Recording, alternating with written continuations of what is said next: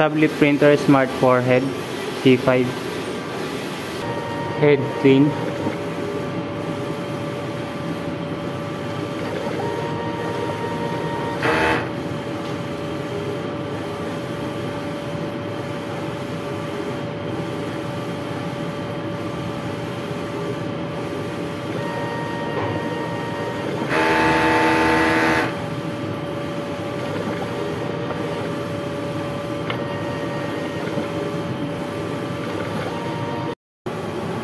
Punasan ng wiper.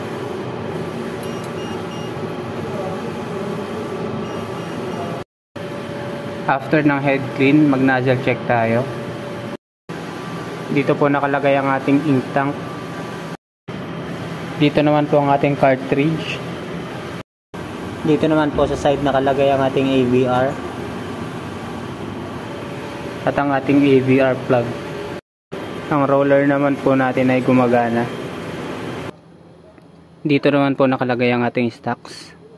Naman po nakalagay ang ating mga inks, PapiJet, Vivid, at Sabli Nova. Smart forehead consumables. Sabli roll 1.55. PapiJet Cyan, PapiJet Magenta, PapiJet Yellow, at PapiJet Black.